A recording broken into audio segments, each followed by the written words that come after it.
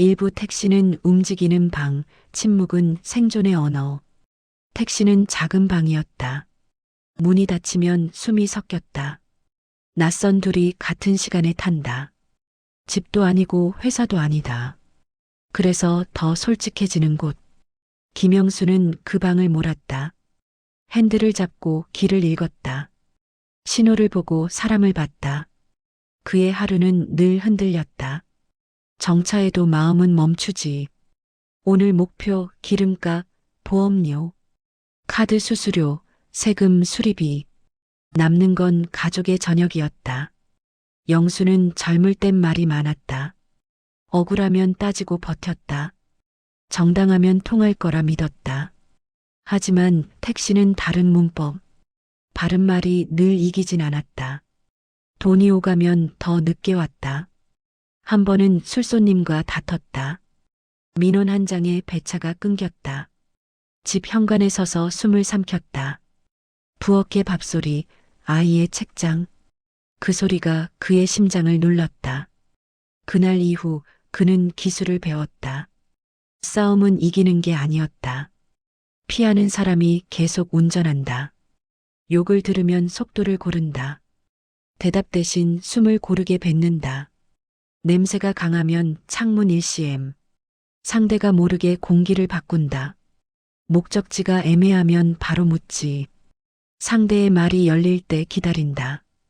이건 친절이 아니라 생존이다. 그날도 봄비가 차갑게 내렸다. 불빛이 젖은 길에 길게 번졌다. 영수는 늦게까지 운행을 했다. 냉장고엔 등록금 고지서 한 장. 아내는 말한다.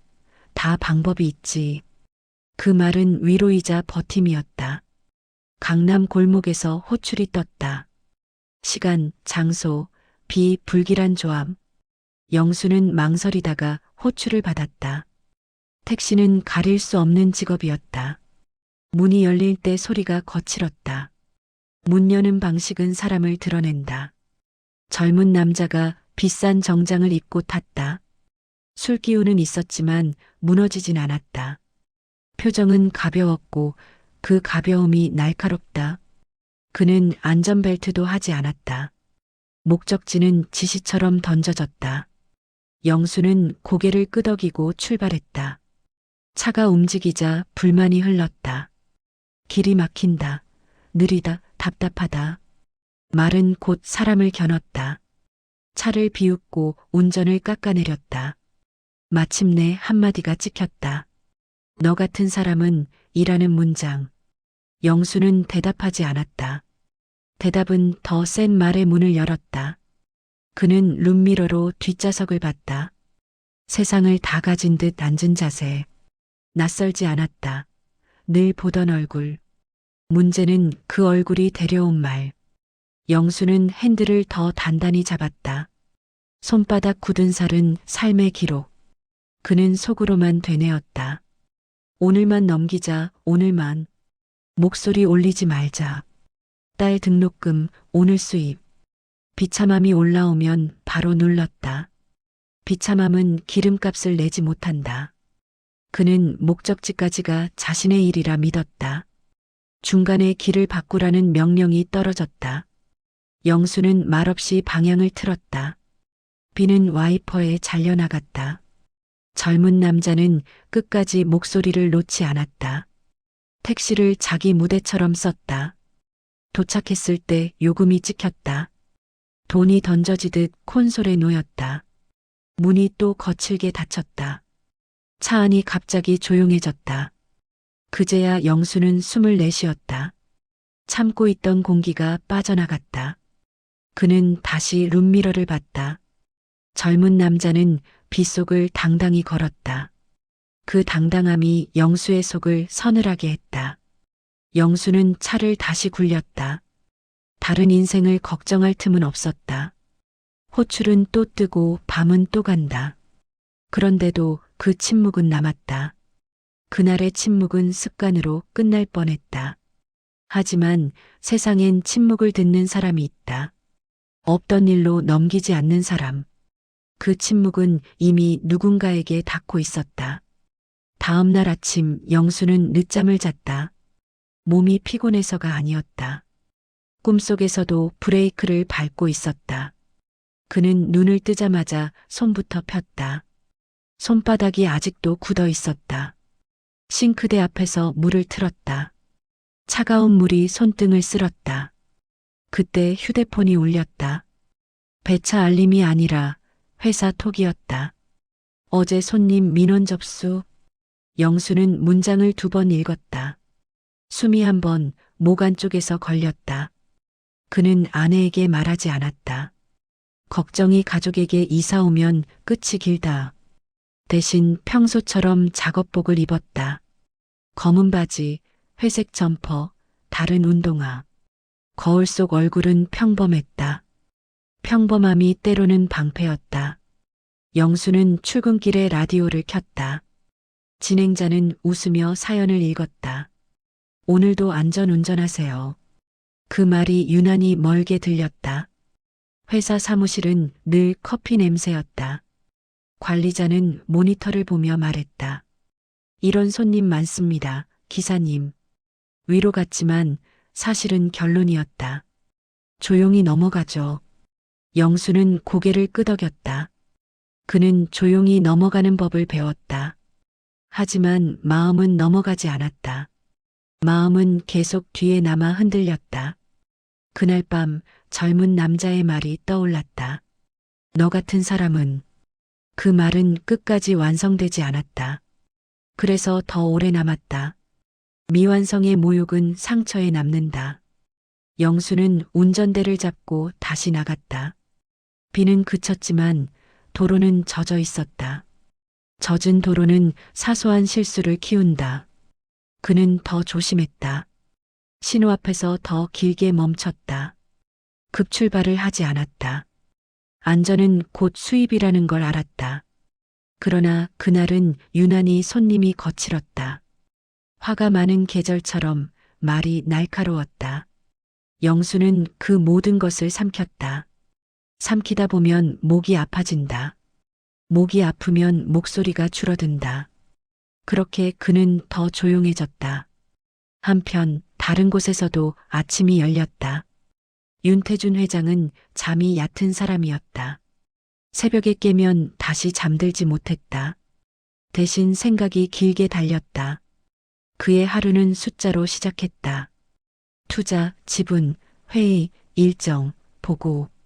그는 숫자를 사랑했다. 숫자는 배신하지 않는다고 믿었다. 하지만 사람은 배신할 수 있었다. 그래서 그는 더 단단해졌다. 그날 아침 비서의 보고가 이어졌다. 대부분은 평범한 사건들이었다. 그러다 마지막에 비서가 속도를 늦췄다. 중요한 이야기는 늘 느리게 온다. 손자님 관련 보고가 있습니다. 윤태준의 손이 커피잔에서 멈췄다. 그는 고개를 들지 않은 채 물었다. 어젯밤 무슨 일이 있었지? 비서는 택시 이야기를 꺼냈다. 술자리, 귀가, 갑질, 침묵. 그리고 운전석의 한 사람이었다. 기사는 끝까지 아무 말도 하지 않았습니다. 그 문장에서 회장의 눈이 가늘어졌다. 그는 침묵을 많이 본 사람이었다. 침묵에도 종류가 있다는 걸 알았다. 선택된 침묵과 강요된 침묵. 운전석의 침묵은 대개 후자였다. 회장은 잠깐 창밖을 봤다. 창밖엔 해 뜨기 전에 회색이 남아 있었다. 그 회색은 오래된 기억을 끌어올렸다. 그도 젊을 때는 소리를 질렀다. 현장에서 옳음을 믿고 밀어붙였다. 그 결과가 누군가의 삶을 부러뜨린 적이 있다. 그는 그날 이후 말보다 자리의 힘을 믿었다. 사람은 말로 잘 바뀌지 않는다. 자리가 바뀔 때 비로소 보인다. 그래서 윤태준은 결정을 내렸다. 사과가 아니라 이동이었다. 가르침이 아니라 체험이었다. 그는 비서에게 말했다. 기사 정보를 알아봐. 그리고 손자 연수 계획을 짜. 비서는 잠시 멈칫했다. 회장이 직접 나설 일은 아니었다. 하지만 회장의 눈은 흔들리지 않았다. 그 눈은 오래된 후회를 품고 있었다. 이번엔 늦기 전에 바꾼다. 그 말은 명령이자 고백이었다. 그날 오후 영수의 휴대폰이 또 울렸다. 이번엔 낯선 번호였다. 영수는 전화를 받기 전에 한 번 숨을 골랐다. 그리고 조심스레 통화를 시작했다. 김영수 기사님 맞으십니까? 영수의 하루가 아주 조금 기울기 시작했다. 목소리는 공손했고 딱딱했다. 어제 손님 관련 확인이 필요합니다. 영수는 내만 말했다. 그는 말을 아끼는 쪽을 택했다. 전화는 장소를 지정했다. 은행 옆 작은 상담실, 오전 11시. 왜 하필 은행인가? 영수는 궁금했다. 하지만 궁금함은 질문이 되지 못했다. 그는 묵묵히 시간을 비웠다. 그 시간엔 보통 콜이 잘 잡힌다. 그래도 그는 비웠다.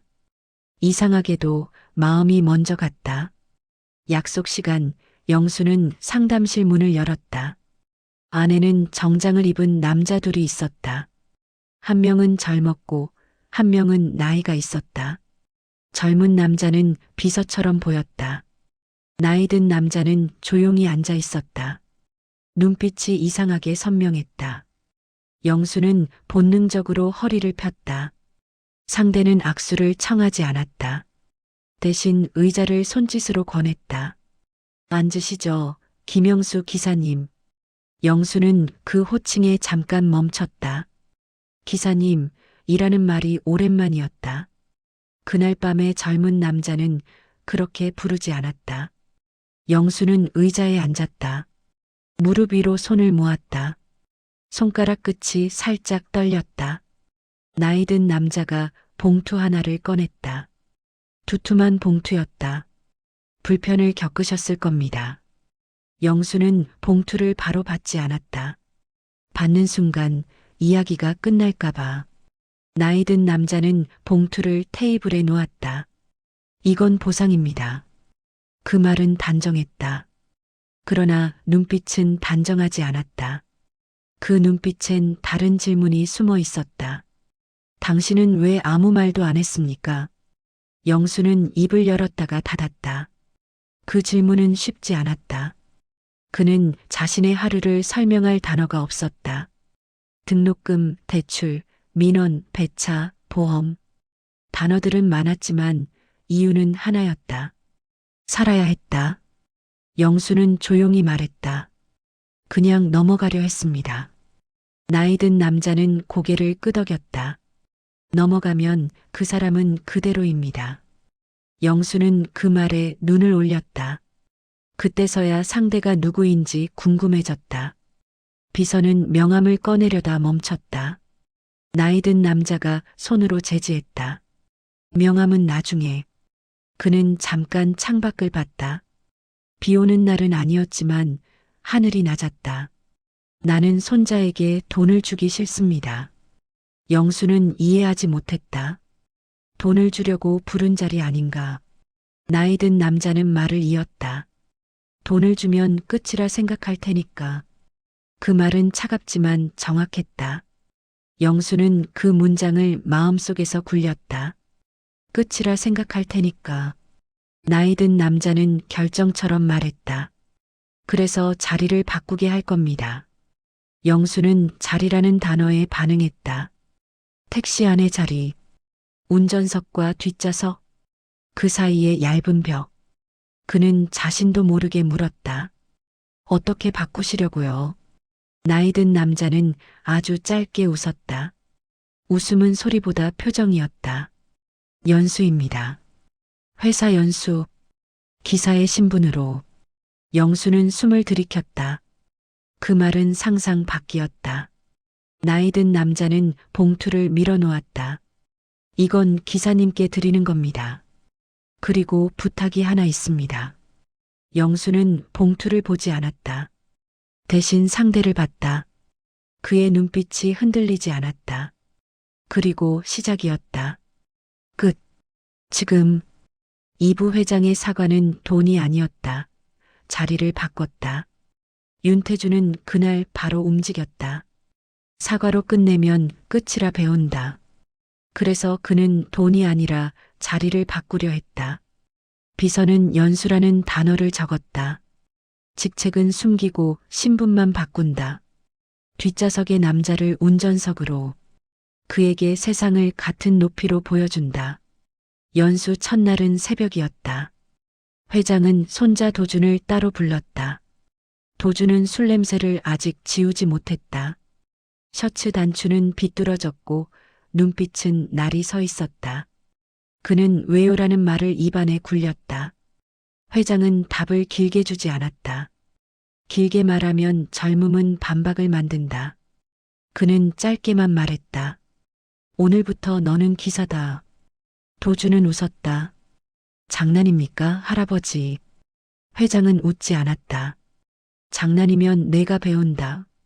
현실이면 내가 산다. 도준은 그제야 고개를 들었다. 회장의 눈은 숫자처럼 차가웠다.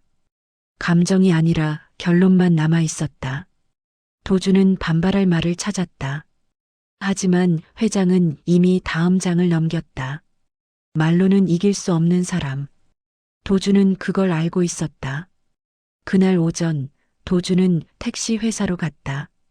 정장 대신 검은 점퍼를 입었다. 명찰에는 신입이라 적혔다. 사무실 냄새는 커피와 기름이 섞여 있었다.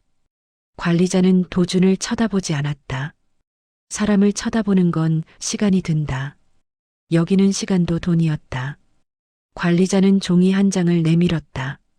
규정, 민원, 사고, 벌점. 도준은 글자를 읽다 말고 멈췄다. 처음 보는 언어였다. 회사는 돈을 벌기 전에 벌점을 막는다. 사람은 실수하기 전에 두려움을 배운다. 도준은 차량을 배정받았다. 핸들은 생각보다 무거웠다. 사이드는 끝까지 잘 보이지 않았다. 거울은 자꾸만 사각을 만들었다.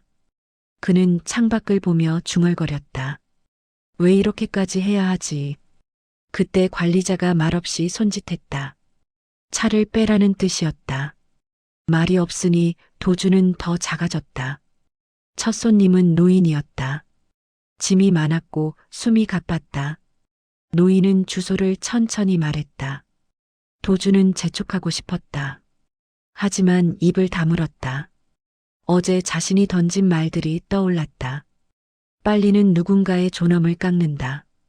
그걸 이제야 알기 시작했다. 신호에 걸릴 때마다 노인은 말했다. 기사님, 죄송해요.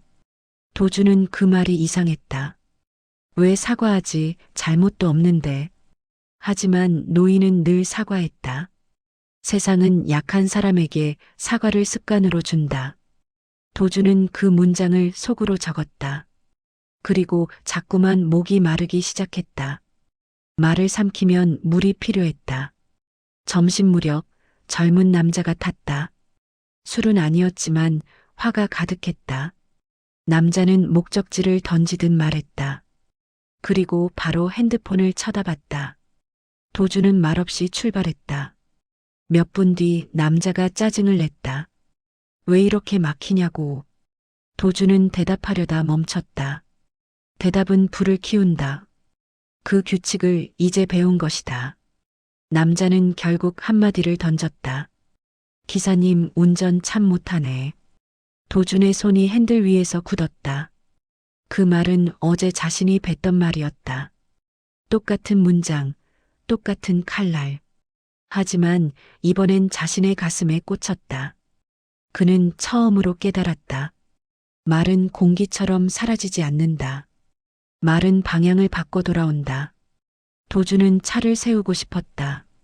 문을 열고 내리게 하고 싶었다. 그러나 관리자의 종이가 떠올랐다. 민원 하나면 끝. 그 단순한 공식이 그를 눌렀다. 도준은 입술을 깨물었다.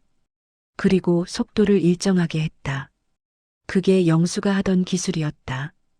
하루가 끝났을 때 도준의 어깨는 내려앉았다. 정장을 입은 날보다 더 피곤했다. 몸이 아니라 마음이 달았다. 그는 자신도 모르게 주유소로 들어갔다. 기름값 숫자를 보고 숨이 멎었다. 이걸 하루에 낸다고? 도주는 계산대 앞에서 잠깐 멈췄다. 그리고 영수의 얼굴을 떠올렸다. 그 침묵이 왜 무거웠는지 조금 알 것 같았다. 밤 회장은 보고를 받았다. 도준이 민원을 당했는지, 도준이 언성을 높였는지, 도준이 사과를 배웠는지, 비서는 짧게 말했다. 아직은 버팁니다. 회장은 고개를 끄덕였다. 버티는 동안 사람은 바뀐다. 윤태주는 창밖을 봤다. 도준이 바뀌는 시간은 영수의 시간이기도 했다. 그는 결심했다. 내일은 영수를 다시 부르겠다. 그리고 진짜 부탁을 꺼내겠다. 다음 날 아침 영수는 또 운행을 나갔다. 그는 어제의 민원 문자를 지웠다. 지우면 사라진다고 믿고 싶어서였다. 하지만 지워도 손끝에 남는 감각이 있었다. 핸들을 잡을 때마다 마음이 한 번씩 미끄러졌다. 영수는 회사에서 다시 연락을 받았다. 은행 상담실로 잠깐 오실 수 있나요? 그는 이유를 묻지 않았다. 이 업에서 이유는 보통 길지 않았다. 길면 더 피곤해진다. 그는 시간을 비우고 상담실로 갔다. 상담실에는 전날 그 남자가 있었다. 이번엔 명함이 테이블 위에 놓였다. 윤태준. 이름 옆에는 직함이 길었다. 영수는 직함을 끝까지 읽지 못했다.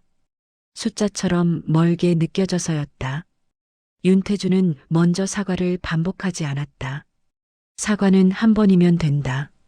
대신 그는 질문을 하나만 더 했다. 어제 그 손님이 다시 타면 당신은 어떻게 하겠습니까? 영수는 생각했다. 정답이 있는 질문처럼 들렸다. 하지만 그의 대답은 정답이 아니라 현실이었다. 다시 타면 또 참겠죠. 윤태주는 고개를 끄덕였다. 그 대답이 마음에 들어서가 아니었다. 그 대답이 사실이라서였다. 윤태주는 그제야 부탁을 꺼냈다. 내 손자는 지금 기사로 연수 중입니다. 영수는 순간 귀를 의심했다. 농담 같았지만 상대의 얼굴은 농담을 모르는 얼굴이었다. 윤태주는 말을 이었다. 기사님이 하루만 연수 코치가 되어주셨으면 합니다. 영수는 몸이 굳었다. 자신이 누굴 가르칠 사람이냐고 생각했다. 그는 사람을 가르치는 대신 버티는 법을 배운 사람이다. 윤태주는 영수의 망설임을 읽었다. 그래서 조건을 붙였다. 하루가 아니라 3번만. 3번이면 사람은 습관을 바꿀 수 있습니다. 영수는 3번이라는 숫자에 마음이 흔들렸다. 3번이면 민원도 3번일 수 있다. 하지만 윤태주는 마지막 말을 덧붙였다. 기사님이 겪은 일을 끝내 없던 일로 만들고 싶지 않습니다. 그 문장은 봉투보다 무거웠다. 영수는 천천히 고개를 끄덕였다. 그날 오후 영수는 지정된 차고지로 갔다. 차고지에는 낯선 신입이 서 있었다. 검은 점퍼, 어색한 자세, 굳은 어깨. 그 청년이 고개를 들었다. 둘의 시선이 잠깐 부딪혔다. 영수는 바로 알아챘다. 어제 뒷좌석에 앉아있던 그 얼굴. 술 기운이 빠졌는데도 표정에 뼈대는 같았다. 청년의 눈이 흔들렸다. 기억이 돌아온 것이다. 영수는 아무 말도 하지 않았다. 말은 시작이 될 수 있고 칼이 될 수도 있다. 그는 칼을 쥐지 않기로 했다. 윤태준의 비서가 짧게 안내했다. 오늘부터 이분이 교육 담당입니다. 청년은 입술을 깨물었다. 그가 죄송합니다라는 말을 꺼내려는 걸 영수는 느꼈다. 하지만 영수는 먼저 손짓했다. 차에 타요. 그 말은 용서도 아니고 화도 아니었다. 업무의 말이었다. 업무의 말은 사람을 살린다. 첫 교육은 운전이 아니었다. 영수는 차를 세우고 말했다. 택시는 운전보다 말이 어렵습니다. 청년은 대답하지 못했다. 영수는 룸미러를 가리켰다. 저 거울은 뒤를 보여주지만 마음은 안 보여줘요. 그래서 우리는 마음을 짐작으로 다뤄야 합니다. 짐작은 늘 틀릴 수 있어요. 틀릴 수 있으니 조심해야 해요. 영수는 신입에게 한 가지 규칙을 줬다. 손님이 화나면 설명하지 마요. 설명은 변명이 돼요. 대신 확인만 해요. 어디로 얼마나 급한지. 그 두 가지만. 청년은 고개를 끄덕였다.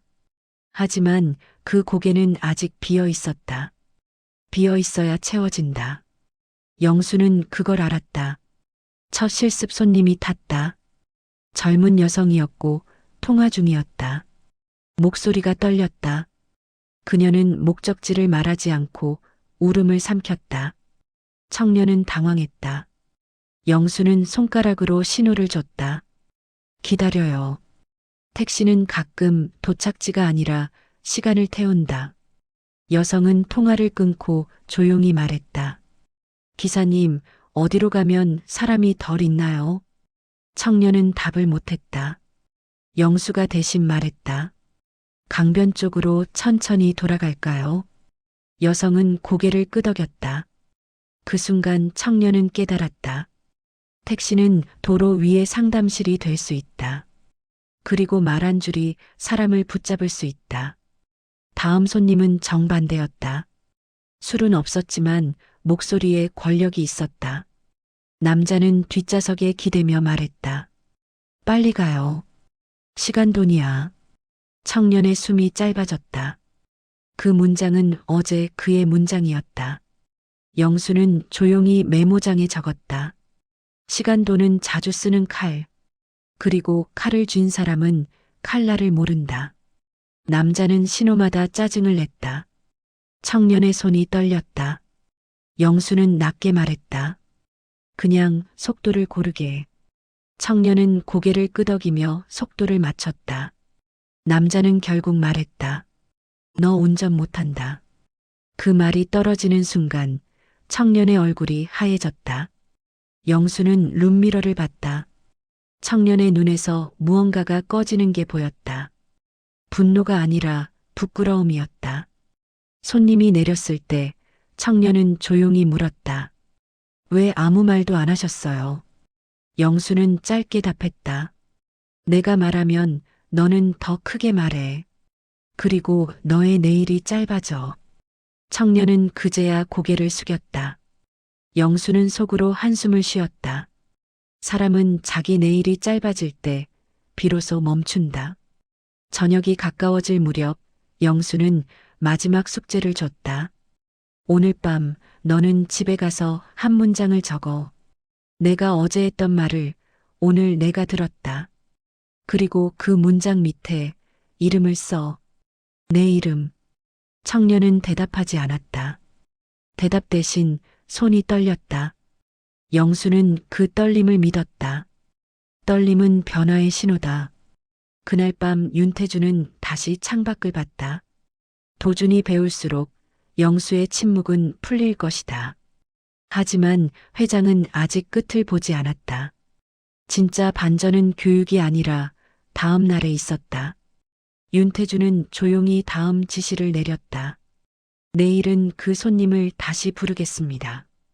그리고 이번엔 택시가 아니라 회사로 태우겠습니다. 도주는 집에 돌아와 거울을 봤다. 정장보다 작은 어깨가 보였다. 그는 처음으로 알았다. 사과는 말이 아니라 하루를 바꾸는 일이라는 걸. 그리고 내일 그는 다시 운전석에 앉을 것이다. 윤태주는 마지막으로 비서에게 말했다. 내일은 공개 연수로 한다. 사람들 앞에서 자리가 어떻게 사람을 바꾸는지 보게 해라. 그 밤 서울은 조용했고 엔진은 이미 켜졌다. 내일 누군가는 내려오고 누군가는 배운다. 이제 3부 이미 짜여있던 각본. 아침 공기가 유난히 무거웠다.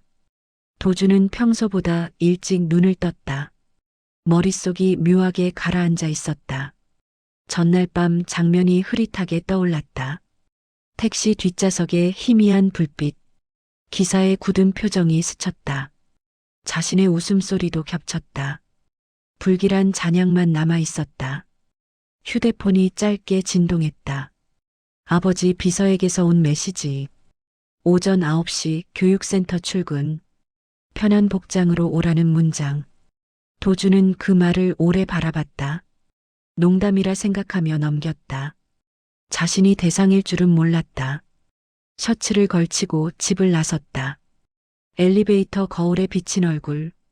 눈밑이 평소보다 어두웠다. 속이 묘하게 불편했다. 심장이 괜히 빠르게 뛰었다. 불안한 예감이 가시지 않았다. 도주는 고개를 저었다. 별일 아니라고 스스로 말했다. 그냥 형식적인 일정일 뿐이었다. 교육센터 건물은 외곽에 있었다. 평소 임원 워크숍 장소였다. 그날따라 분위기가 달랐다. 정장 아닌 사람들이 더 많았다. 작업복 차림 남자들이 보였다. 벽에는 현수막이 걸려 있었다. 현장 체험 연수 1일차. 도주는 그 문구를 다시 봤다. 농담처럼 웃으려다 멈췄다. 이상하게도 정성스러웠다. 교육 담당자가 다가왔다. 작은 명찰 하나를 건넸다. 이름 대신 문구가 적혀 있었다. 1조 택시 기사 체험생. 도주는 글자를 멍하니 봤다. 가슴이 덜컥 내려앉았다. 이건 우연이 아니었다. 이미 짜여 있던 각본이었다. 그 순간 문이 열렸다. 낯익은 실루엣이 들어왔다. 전날 택시 기사였다. 어제와 달리 단정한 차림. 그는 고개를 숙여 인사했다. 오늘부터 조장입니다. 교육실이 조용해졌다. 사람들의 시선이 쏠렸다. 도주는 아무 말도 못했다. 목 안쪽이 바짝 말랐다. 손바닥에 땀이 맺혔다. 이건 연수가 아니었다. 이건 처벌에 가까웠다. 도망칠 수 없는 무대였다. 조장은 준비된 표정이었다. 이미 모든 걸 알고 있었다. 도준을 힐끗 바라봤다. 아무 말도 하지 않았다. 그 침묵이 더 아팠다. 사람들이 둘러앉았다. 오늘 일정이 설명됐다. 택시 동승 체험 시작이었다. 도준은 조장 옆에 섰다. 어제 그 택시와 같은 차, 번호판까지 똑같았다. 숨이 막히는 기분이 들었다. 운전석에 앉은 조장은 여느 기사처럼 시동을 걸었다. 아무 일 없다는 듯 움직였다. 도주는 말없이 뒷좌석에 앉았다. 차가 천천히 도로로 나갔다. 아침 햇살이 유리에 번졌다. 도준의 손이 떨리고 있었다. 조장은 일부러 말을 하지 않았다. 그 침묵이 더 무거웠다. 차 안 공기가 가라앉았다. 도주는 고개를 숙였다. 전날 밤이 떠올랐다. 그때 조장이 입을 열었다. 손님, 오늘은 어디로 갈까요? 도주는 아무 말도 못했다. 조장은 거울로 그를 봤다. 표정은 놀랄 만큼 차분했다. 마치 연극의 첫 장면처럼. 이미 연습된 대사 같았다. 도주는 목이 메었다. 차는 시내를 천천히 돌았다. 일부러 막히는 길로 갔다. 짧은 거리도 오래 걸렸다. 조장은 속도를 늦췄다. 뒷차의 경적이 울렸다. 도준의 심장은 더 빨라졌다. 전날 자신이 했던 행동. 그 모든 게 떠올랐다. 조장은 일부러 실수를 했다. 길을 잘못 들었다고 말했다. 도준은 아무 말도 못했다. 어제의 자신이 겹쳐 보였다. 그날 기사도 이랬을까? 속으로 이런 기분이었을까? 그제야 이해가 밀려왔다. 늦은 후회가 목을 조였다. 잠시 차를 세웠다. 조장은 커피를 사왔다. 도준에게 종이컵을 건넸다. 손이 부딪히는 순간 도준은 고개를 숙였다. 아무 말도 하지 못했다. 조장은 짧게 고개를 끄덕였다. 그것이 더 잔인했다. 차는 다시 움직였다. 이번엔 병원 앞에 섰다. 노인이 천천히 탔다. 조장은 정중히 문을 열었다. 도주는 그 모습을 봤다. 어제 자신은 어땠는지 차마 떠올리기 힘들었다. 가슴이 찌그러지는 느낌이었다. 노인은 목적지를 말했다. 조장은 천천히 운전했다. 중간중간 설명을 덧붙였다. 도주는 그 옆에서 들었다. 이건 단순한 연수가 아니었다. 이건 철저한 연출이었다.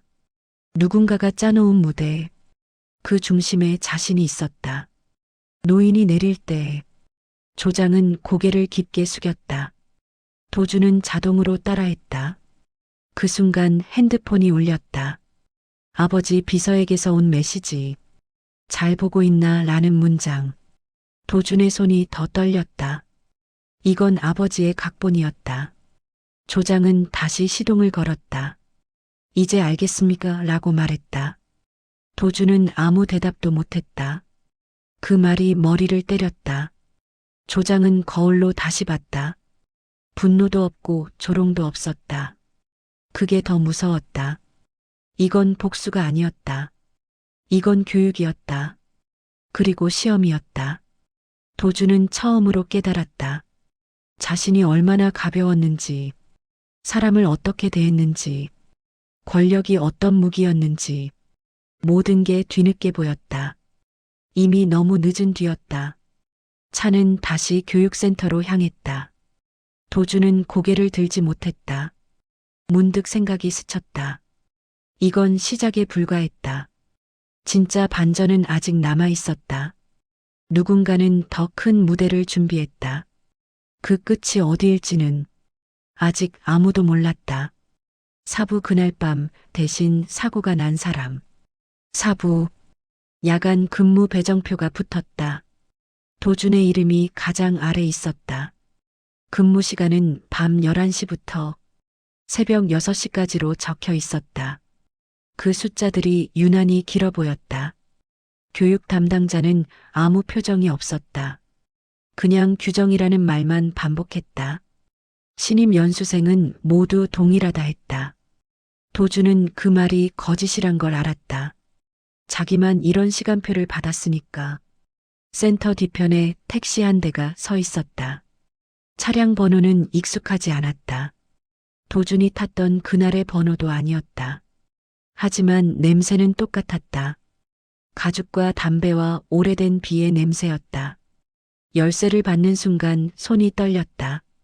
금속이 손바닥을 찌르는 느낌이었다. 그냥 차 키가 아니라 벌을 받는 증표 같았다. 도주는 숨을 깊게 들이마셨다. 운전석에 앉아 시트가 삐걱였다. 허리를 펴려 했지만 잘 되지 않았다. 거울 속 얼굴이 낯설게 보였다. 말끔했던 머리는 헝클어져 있었고 눈 밑에는 다크서클이 내려와 있었다. 시동을 거는 소리가 유난히 컸다. 엔진 진동이 발끝까지 전해졌다. 도주는 그 진동을 피하지 않았다. 오히려 더 꽉 눌러 앉았다. 도망갈 자격이 없다는 듯이 첫 호출이 울렸다. 강남역 근처라고 표시되었다. 도주는 핸들을 천천히 잡았다. 손가락 힘이 잘 들어가지 않았다. 마치 남의 손처럼 느껴졌다. 강남역 앞은 늘 복잡했다. 불빛이 넘치고 사람도 넘쳤다. 그 속에서 한 노인이 손을 들었다. 작은 가방 하나만 들고 있었다. 얼굴은 몹시 지쳐 보였다. 도주는 차를 세웠다. 노인은 천천히 뒷좌석에 탔다. 안전벨트를 매는 소리마저 조심스러웠다. 행선지는 병원 이름이었다. 발음이 약간 흐려져 있었다. 차 안은 조용했다. 라디오도 켜지 않았다. 노인의 숨소리만 들렸다. 그 숨이 일정하지 않았다. 도주는 그 소리에 집중했다. 노인은 창밖을 보며 말했다. 오늘이 아내 기일이라고 했다. 병원에 들러서 약을 받는 길이라 했다. 그 말은 설명이 아니라 혼잣말에 가까웠다. 도주는 아무 대답도 하지 않았다. 괜히 말하면 깨질 것 같았다. 이 조용함이 이 노인의 하루를 지탱하는 마지막 끈처럼 느껴졌다. 병원 앞에 도착했을 때 요금은 12,000원이었다. 노인은 지갑을 꺼내다 손을 떨었다. 동전이 바닥에 떨어졌다. 도주는 급히 몸을 숙였다. 동전을 주워 건네며 말했다. 괜찮습니다, 어르신. 천천히 하셔도 됩니다. 그 말이 입에서 나오는 순간 도주는 숨이 멎는 줄 알았다. 자기 입에서 나온 그 말이 너무 자연스러웠기 때문이다. 그날 밤 자신이 했던 말들이 머릿속에서 동시에 떠올랐다. 그리고 심장이 쿵 내려앉았다. 노인은 고맙다며 고개를 숙였다. 차 문을 닫기 전 한마디 더 했다. 기사님 같은 분이 있어서 아직 세상이 살만합니다. 그 말이 가슴에 꽂혔다. 도주는 아무 대답도 못했다. 그냥 고개만 숙인 채 시동을 다시 걸었다. 손이 조금 더 떨리고 있었다. 두 번째 호출은 주택가였다. 젊은 여자가 손을 들고 있었다. 배를 감싸준 채 서 있었다. 얼굴이 창백했다. 숨을 고르는 모습이 불안했다. 여자는 뒷좌석에 타자마자 말했다. 병원으로 가주세요. 빨리요, 가능하면. 도주는 대답 대신 엑셀을 깊게 밟았다. 여자의 손이 계속 배 위에 있었다. 숨이 점점 가빠졌다. 도주는 룸미러로 그 얼굴을 봤다. 식은땀이 맺혀 있었다. 눈이 흔들리고 있었다. 도주는 교차로에서 신호를 무시했다. 경적 소리가 울렸다. 하지만 멈추지 않았다. 그날 밤 자신이 했던 난폭 운전이 떠올랐다. 그때는 웃으며 밟았다. 지금은 이를 악물고 밟았다. 이게 같은 행동이라는 게 도준을 더 괴롭게 만들었다. 사람 하나로 이렇게 달라졌다.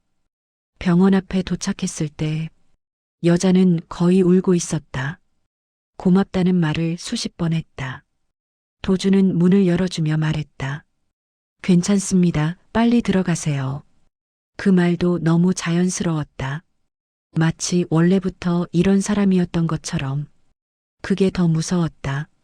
사람은 이렇게 쉽게 변하는데 왜 자신은 그날 그러지 않았나? 세 번째 호출은 공장 근처였다. 외국인 노동자가 탔다. 한국말이 서툴렀다. 목적지는 기숙사였다. 눈이 반쯤 감겨 있었다. 도주는 천천히 운전했다. 과속하지 않았다. 급정거도 하지 않았다. 그렇게 운전하는 게 이상하게 더 힘들었다. 노동자는 중간에 잠들었다. 고개가 옆으로 떨어졌다. 피곤이 얼굴에 그대로 묻어 있었다. 도주는 그 얼굴을 보며 괜히 볼륨을 더 줄였다. 기숙사 앞에 도착했을 때 노동자는 한참 만에 눈을 떴다. 요금을 내며 두 손으로 돈을 건넸다. 고개를 깊게 숙였다. 고맙습니다 라고 또박또박 말했다. 도주는 그 인사에 이상하게 눈물이 날 뻔했다. 별것 아닌 장면이었는데 마치 심장을 긁는 것 같았다. 그날 밤이 계속 겹쳐졌다. 새벽 2시가 넘었다. 콜이 잠시 끊겼다. 도주는 길가에 차를 세웠다. 이마를 핸들에 박았다. 숨이 가쁘게 나왔다. 그날 밤 기사의 얼굴이 떠올랐다. 묵묵히 운전대만 보던 모습, 손이 떨리던 모습, 아무 말도 하지 않던 그 얼굴. 도주는 이를 꽉 물었다. 그때 알았다. 이 연수는 처벌이 아니었다. 속죄 연습이었다. 자기 자신을 부수는 과정이었다. 아버지가 일부러 만든 지옥이었다. 그 순간 휴대폰이 울렸다. 저장되지 않은 번호였다. 도주는 받지 않으려다 멈췄다. 이상하게 가슴이 철렁했다. 예감이 좋지 않았다. 전화를 받자 낮은 목소리가 들렸다. 그 목소리는 익숙했다. 그날 밤 택시기사의 목소리였다. 도준의 심장이 멎는 줄 알았다. 목소리는 짧게 말했다. 지금 어디 계십니까? 급히 드릴 말이 있습니다. 아드님과 관련된 일입니다. 도주는 숨을 삼켰다. 그 순간 또 다른 전화가 울렸다. 이번엔 교육센터 번호였다. 도주는 두 전화 사이에서 멈췄다. 어느 쪽이 더 무서운지 순간 판단이 서지 않았다. 그때 라디오에서 뉴스가 흘러나왔다. 교통사고 속보라는 말이 들렸다. 위치는 강남역 근처였다. 시간은 불과 10분 전. 도준의 얼굴이 하얗게 질렸다. 앵커의 목소리가 이어졌다. 택시 한 대가 보행자를 치었고 운전자는 현장에서 실신 상태. 피해자는 중태라고 했다. 도준의 손에서 핸들이 미끄러졌다. 그 차량 번호가 화면에 떴다. 도준이 아까 몰았던 그 번호였다. 도준은 숨이 완전히 막혔다. 세상이 조용해진 것 같았다. 심장 소리만 귀에 울렸다. 그리고 마지막 멘트가 흘러나왔다. 운전자는 15년 무사고 경력의 베테랑 기사로 알려졌습니다. 도준은 그 말을 듣는 순간 완전히 주저앉았다. 무릎이 힘없이 꺾였다. 자기 때문에 바뀐 근무표, 자기 때문에 그 기사가 대신 나갔다. 그리고 그 사고가 났다. 이연수는 그냥 속죄가 아니었다. 이건 선택의 시험이었다. 누가 대신 고통을 받는지 보는 시험이었다. 도준은 떨리는 손으로 아버지에게 전화를 걸었다. 하지만 통화 연결음만 들렸다. 그 순간 도준은 깨달았다. 이제 진짜 지옥이 시작됐다는 걸. 그리고 그 지옥은 자기가 만든 거라는 것도, 도망칠 수 없다는 것도, 누군가 또 대신 다쳤다는 것도, 이번엔 끝까지 봐야 한다는 것도, 오부, 내가 대신 살아야 할 인생. 병실 불빛은 너무 하였다. 도준은 문 앞에서 한동안 움직이지 못했다. 손잡이를 잡은 손에 힘이 들어가지 않았다. 심장이 귀 옆에서 울리는 것 같았다. 이 안에 들어가는 순간 모든 게 끝난다는 예감이 들었다. 문을 열자 소독약 냄새가 먼저 밀려왔다. 그리고 조용한 기계음이 들렸다.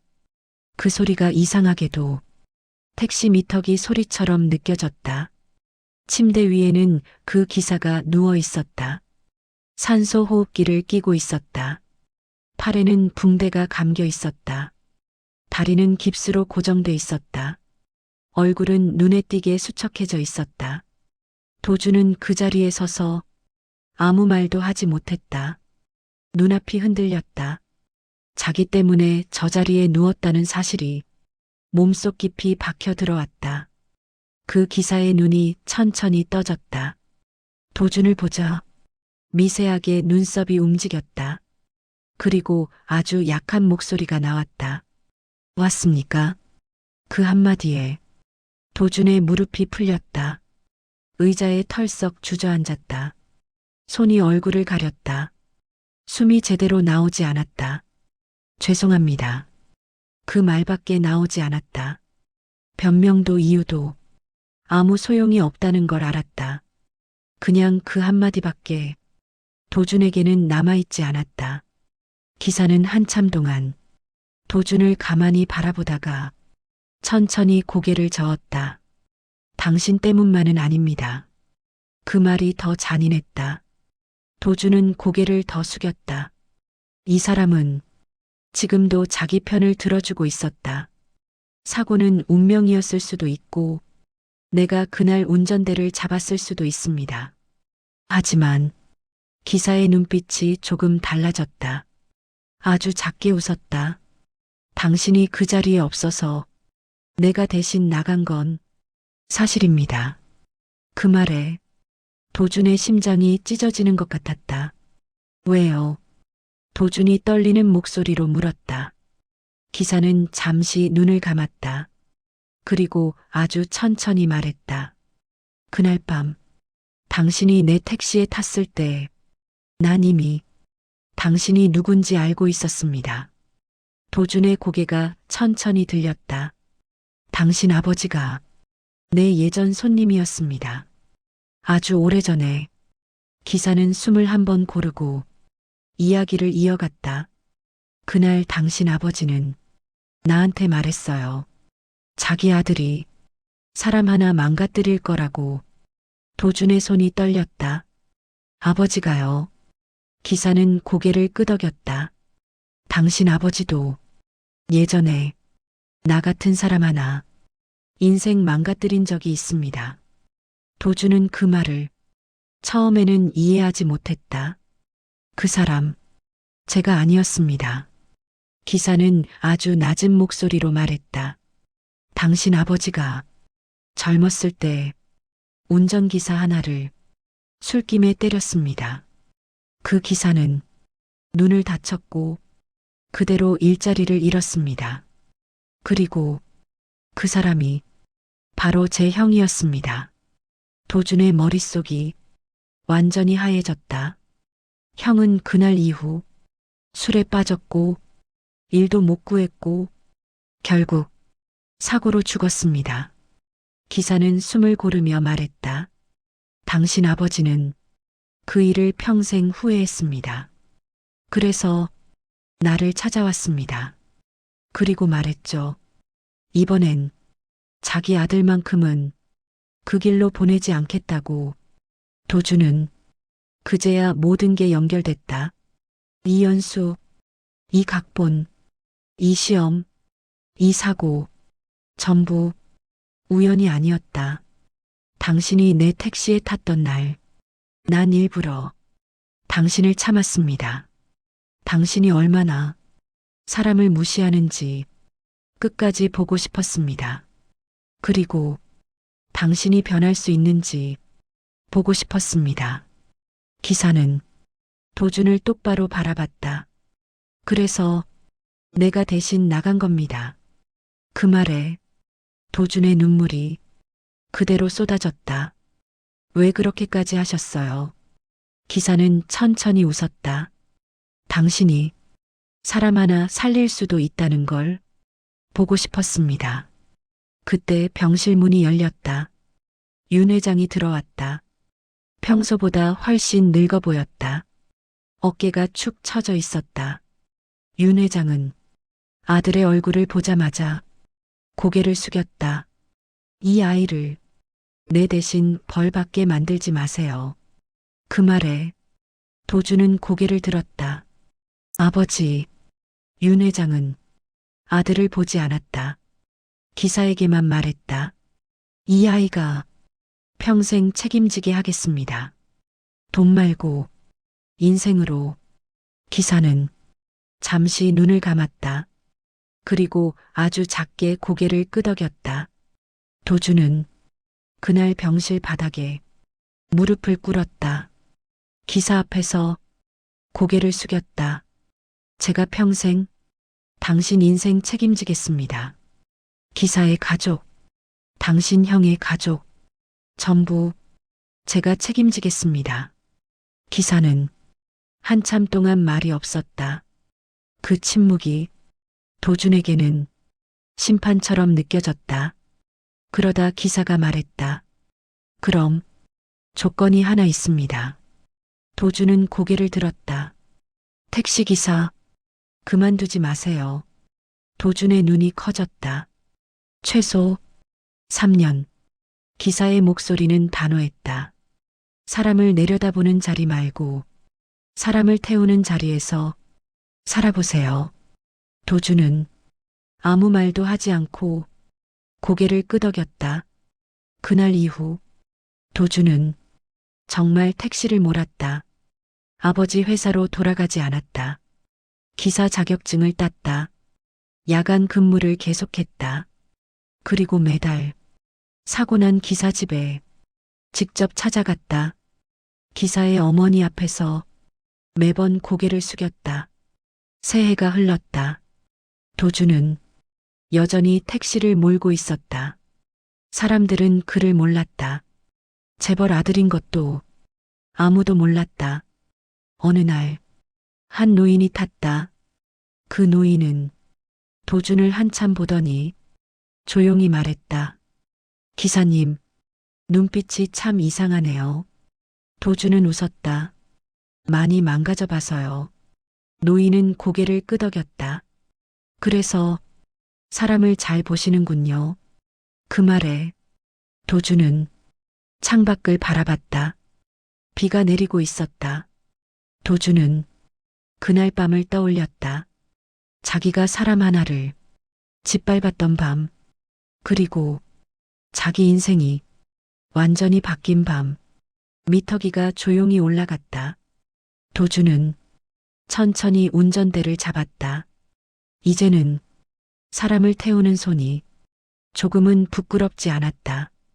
그리고 그게 자기 인생이 버리자 선물이라는 것도 이제는 알고 있었다. 택시는 빗속으로 사라졌다. 그 안에는 한때 재벌이었고 지금은 그냥 기사인 한 남자가 타고 있었다. 그리고 그는 다시는 사람을 내려다보지 않았다.